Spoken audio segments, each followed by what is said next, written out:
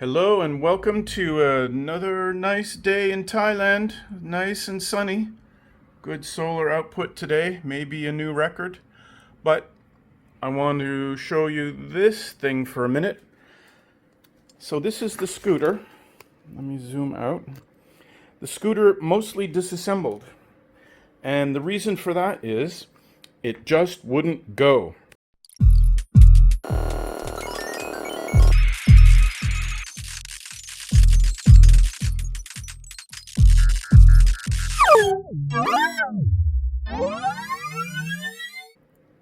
I went to take a ride yesterday, got in, flipped the circuit breaker on, turned the key, and I had good battery level here. Ignore this.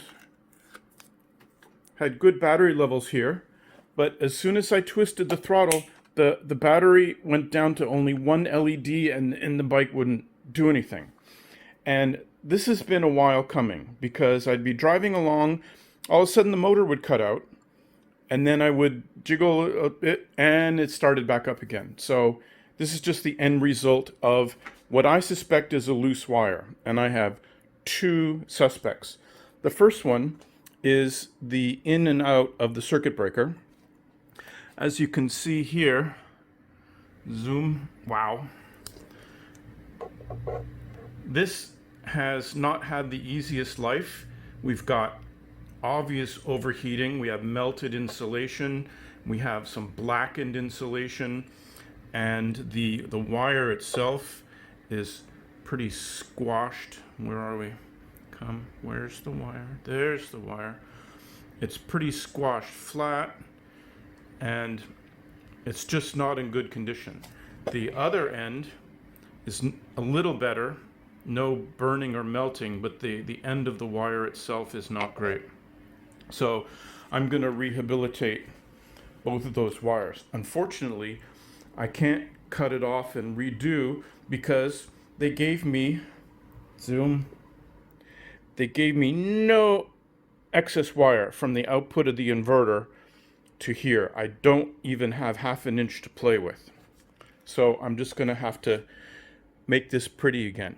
The other suspect I have is this connector. This is where the throttle control comes in.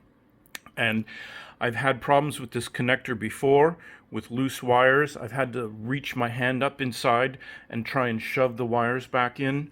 And it's just something that I have to live with this controller until I finally make the upgrade. Okay, I focus. I put a Lewis Rossmann approved amount of solder flux on there, re-soldered it, and then squeezed the end flattish with my vice grips to give a more of a surface area for where the breaker clamps down on the wire. I did that for the front and the back. For the front, I'm going to add some additional insulation where the old stuff burned off. Now, as I'm doing this, I had an idea. I just got this really cool pack of ferrules and a special ferrule crimper. What the hell's a crimper? Anyway, so these are very cool. I should have been using them for a long time before in my life as a solar data monitoring installer. But the biggest one I have is too small for this particular wire focus, so I will have to do without. I'll just go for the big old monster blob of wire at the end. Cross your fingers. Okay, here's the circuit breaker that I pulled out. This is the back side of it. It's got, let's zoom in. There's a little bit of schmoo. There's some melted plastic remains, but not too bad in terms of corrosion. Now let's turn it over and you'll see the horror story. Look at that. Bad connection equals high resistance equals heat equals bad things happening. So I can either kind of scrape this off and clean up the contacts, and look how that is, or I can just buy a whole new one. I think it's actually a standard AC breaker, I can look up the specs on it, see 230, 400 volt, 4500 amps. The rest of it's rubbed out. I don't know what the spec that it's supposed to be tripping at, but I'll look it up and see. I may have to order it. In the meantime, I'll try and clean this one up a little bit more. Okay, I found one on AliExpress. It's not the same vendor name. This is Ramsch rather than Delixi, but the model number is exactly the same. The physical layout looks exactly the same.